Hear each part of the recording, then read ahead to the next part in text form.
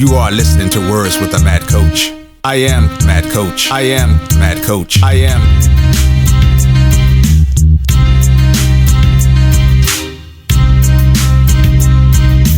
I am Mad Coach. I am Mad Coach. I am.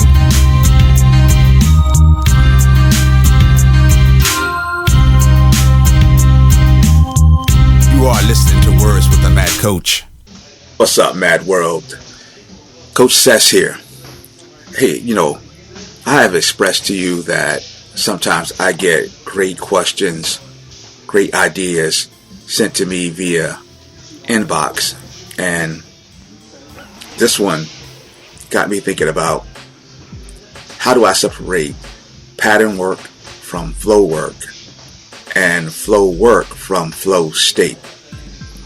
If you just continue to work every day without giving these concepts any type of thought, they blend together, and you think that you are in these states, and sometimes they really are separate. So what I want to do is talk about the differences between the three, and then mainly focus on flow, the actual work part of it. We'll talk about pattern inside of it, but mainly pattern is what gets us to flow.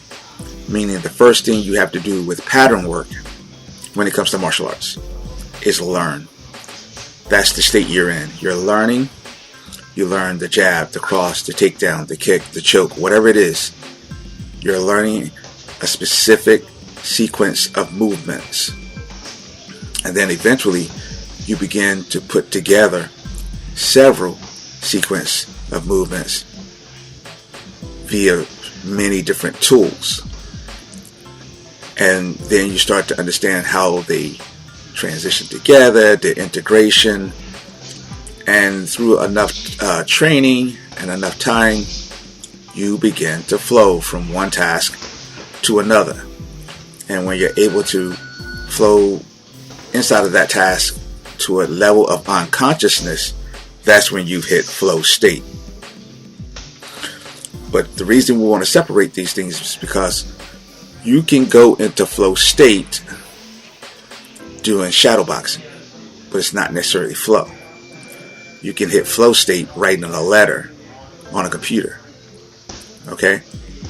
So let's get into it, and let's get some clear-cut definitions of flow and some of their applications, and then talk about them separately. In martial arts, the term flow can have various meanings and applications. And it's important to distinguish it from the psychological concept of the flow state. In the context of martial arts, flow often refers to the smooth and dynamic execution of techniques, the seamless transition between movements, and a state of controlled, continuous motion.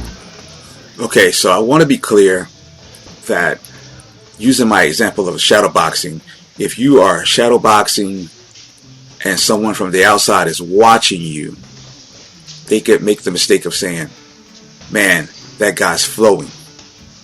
Mainly what they mean is, you look good, you've got good rhythm, good timing, but the timing that you have is self-timing. Whenever you're hitting flow state, the unconscious level, usually that's internal. That's something that's related to you. And don't get me wrong, all these things work together. They work together well. The more you can get them to work, the better. But one of the issues that I'll notice in the gym, fighters will often think that because they are concentrating, they have a high level of concentration, that they must be flowing. But the problem is that if you're concentrating via a conscious mechanism, I'm trying to get something done. I'm trying to work a particular punch, a particular kick, stay in a particular range. That's very intentional. And yes, you have to start that way. But you're not necessarily flowing yet, and you're not even necessarily in flow state. You have to transition some hurdles.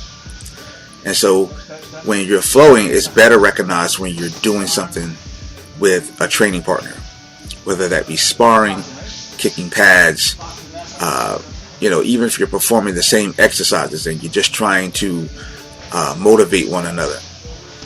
You can just feel that sense of energy and that sense of purpose. So you gotta watch out for just thinking that anything you do is flow worthy, or anything that you do is in the flow state. And that's why when I stated earlier, the first thing you do is establish a pattern. The simpler the pattern, the sooner you can flow. The sooner you can flow, the sooner you hit flow state. And then when you hit flow state, then these random things that you throw in and out and you start to adapt to those things, I'm not joking. It becomes part of your pattern, but it's unique to that moment. It can't be recaptured the next day. It's unique to that moment. So the key is learning how to train in this method and get yourself to go in and out of it per training session every day. Every day. So again, these concepts aren't separate, but we just want to look at flow by itself, the actual work that you most likely will do with a partner. Here are a few aspects of flow in martial arts. Technique integration. Flow in martial arts involves the integration of various techniques into a cohesive and fluid movement. This requires a deep understanding of the techniques and the ability to execute them seamlessly, creating a natural and efficient progression from one movement to the next.